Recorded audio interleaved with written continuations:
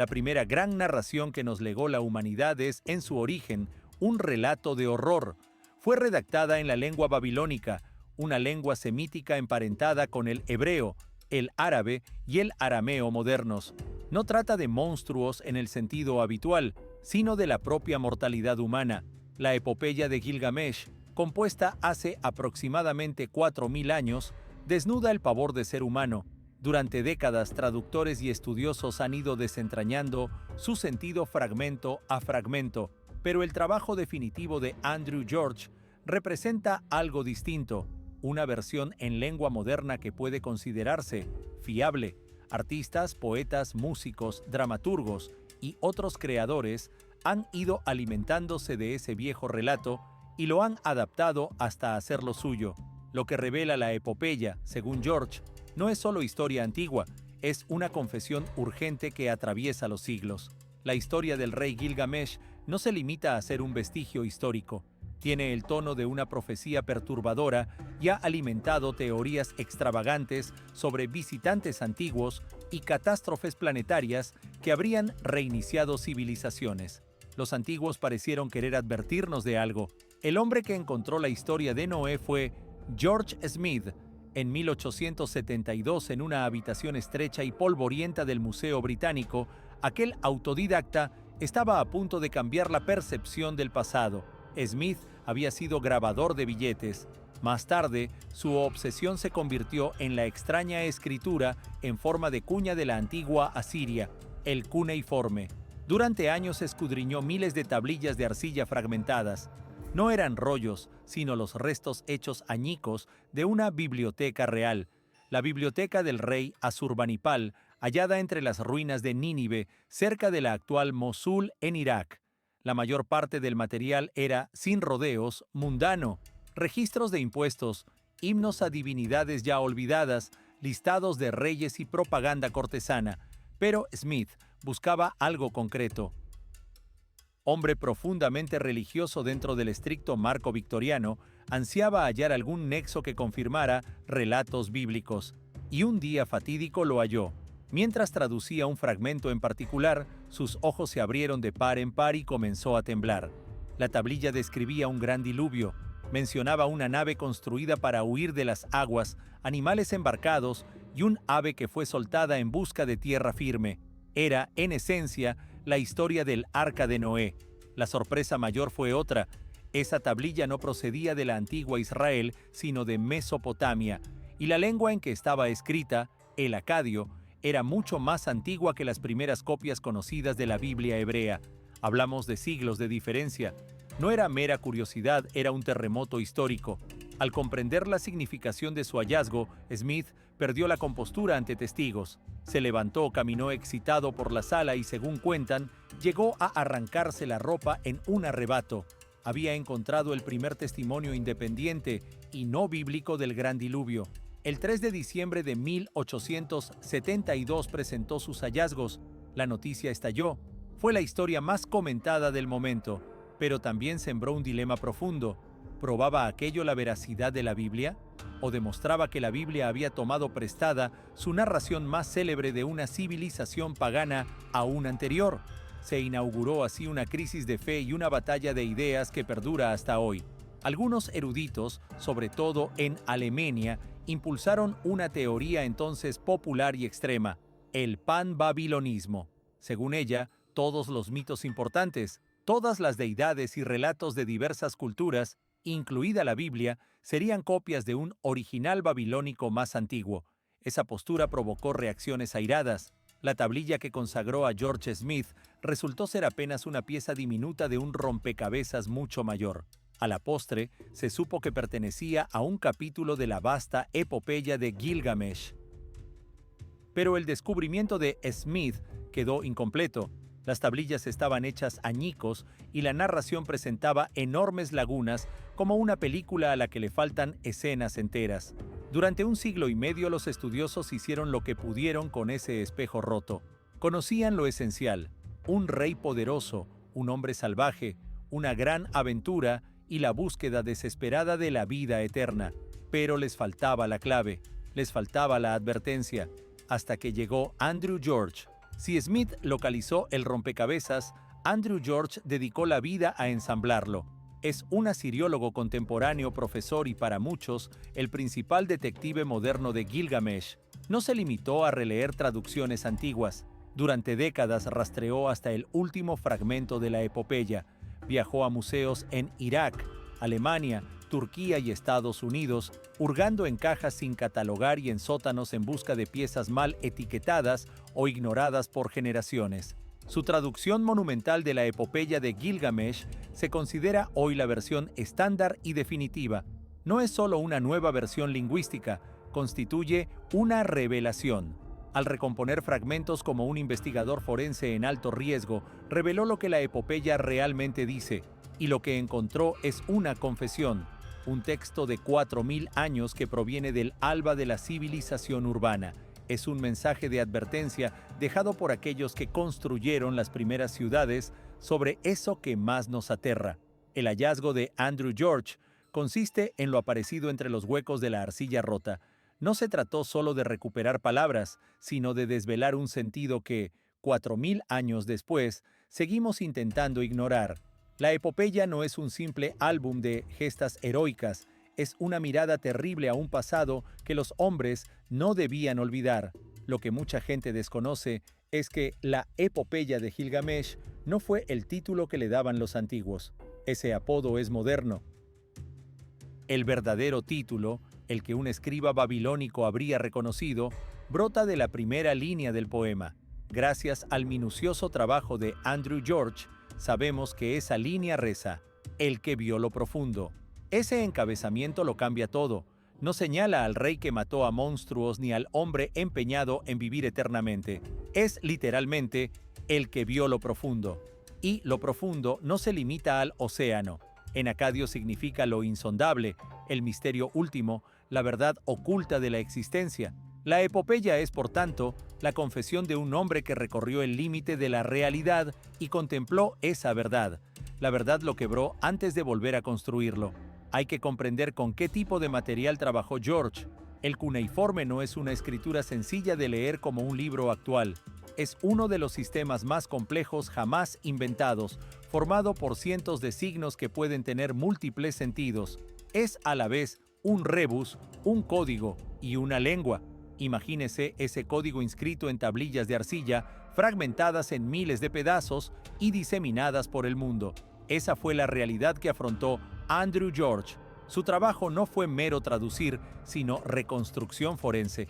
A veces juntaba dos minúsculos fragmentos aparentemente sin relación, uno desde un museo de Berlín y otro desde Bagdad, y comprendía que formaban parte de la misma tablilla. Lo decía la grafía del escriba, el color de la arcilla y la forma en que encajaban las fracturas. Era, en palabras figuradas, recomponer un alma hecha añicos.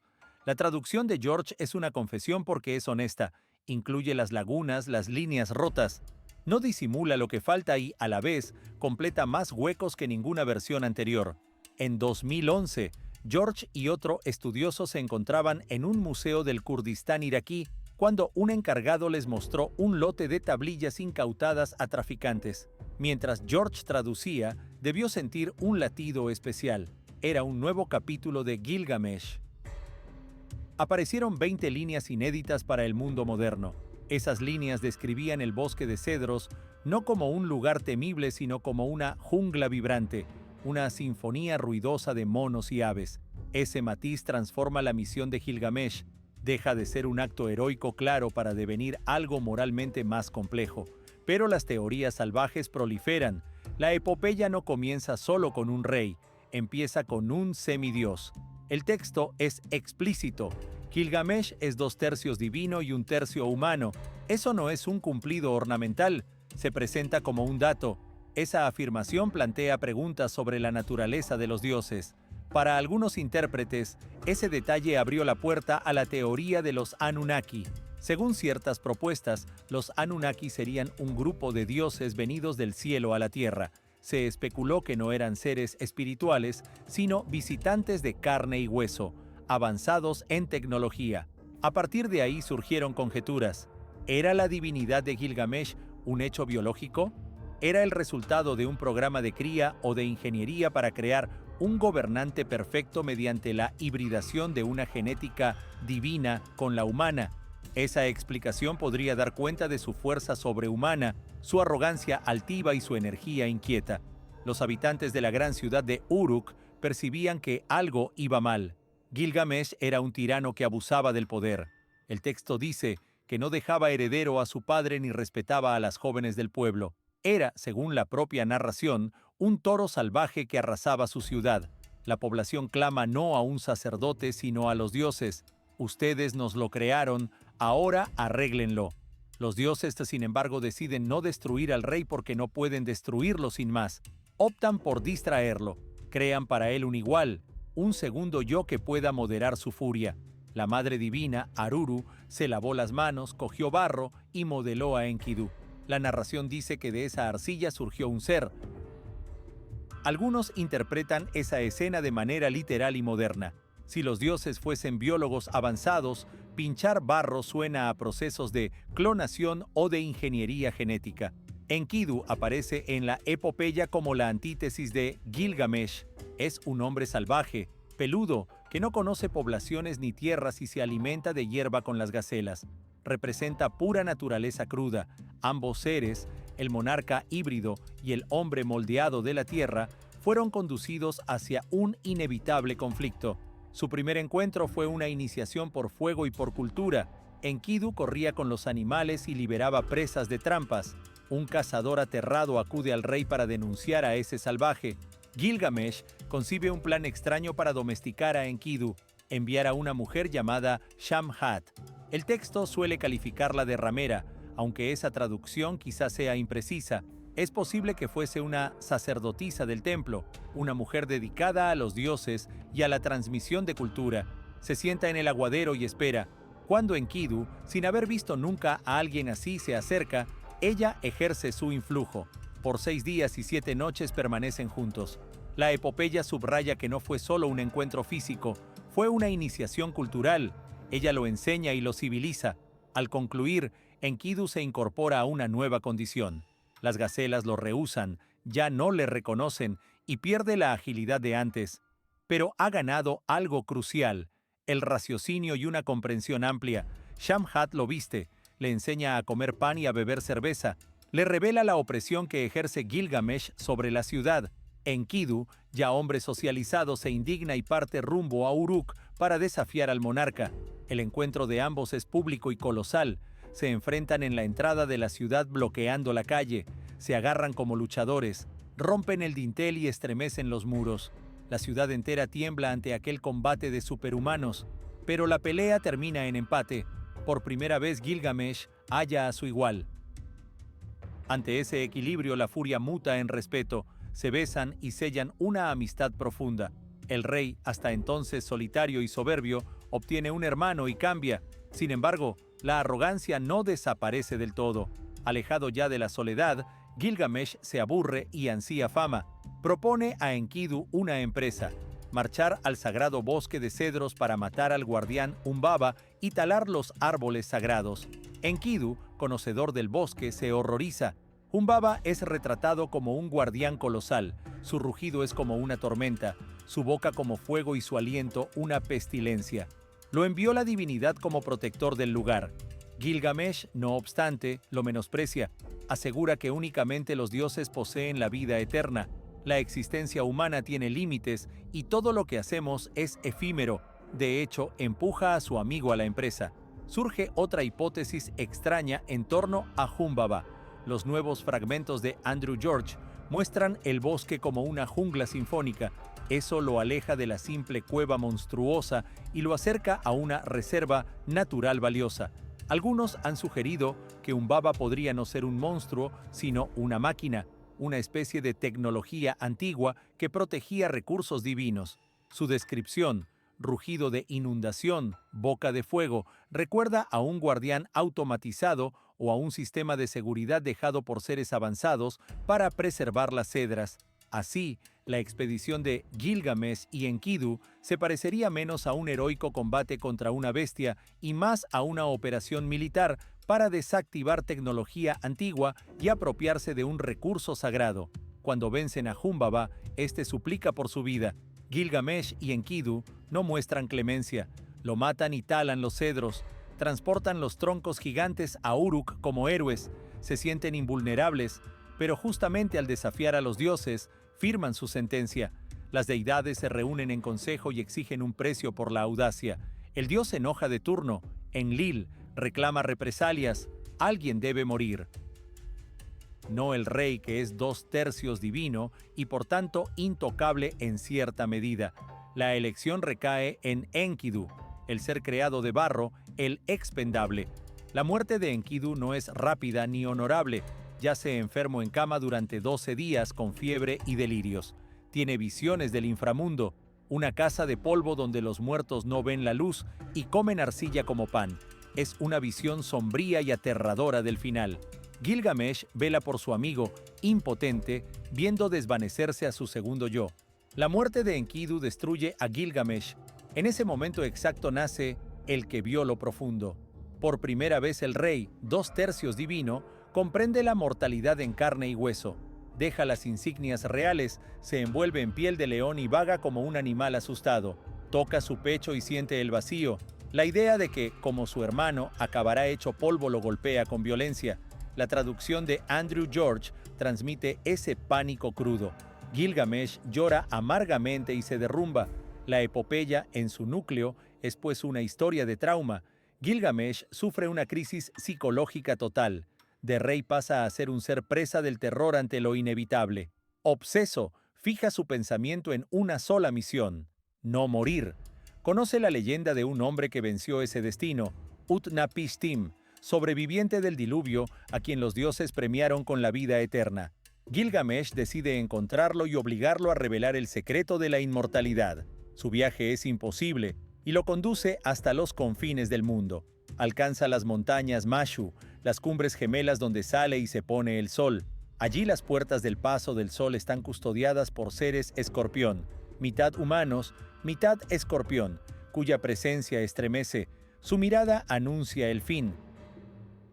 Esa imagen ha dado pie a numerosas conjeturas. ¿Es la pasaje del sol una montaña o acaso una puerta, un portal hacia el dominio divino? ¿Y los guardianes serían hombres con armaduras extrañas o seres de otro orden? Ellos advierten a Gilgamesh del peligro y le dicen que ningún mortal ha transitado por allí. El rey no obedece y se interna en la oscuridad del paso, caminando 12 leguas en tinieblas simbólicas. Al final emerge en un jardín divino junto al mar, un paraje mágico con árboles que producen cornalina y lápiz lázuli. Allí encuentra a una tabernera junto al agua, la diosa Siduri. La ve desaliñado, exhausto, marcado por el viento y el sol. Ella le ofrece la primera lección moral de la epopeya. Le dice que la vida que busca no la encontrará. Cuando los dioses crearon a la humanidad, asignaron un término a los hombres. La vida la retuvieron solo para sí. Aconseja: llena tu vientre, sé feliz día y noche, respeta la limpieza de tus vestiduras, mira al niño que toma tu mano y disfruta del afecto de tu esposa. Ese discurso es, en esencia, un carpe diem de hace 4000 años. Pero Gilgamesh, sumido en su pena, no quiere consuelo. Su amigo está polvo y no concibe resignarse. Presiona a Siduri hasta que ella accede a ayudarlo. Cruza las aguas del fin y finalmente, en una orilla lejana, encuentra a Utnapishtim. Sin ambajes le pregunta cómo conseguir la vida eterna.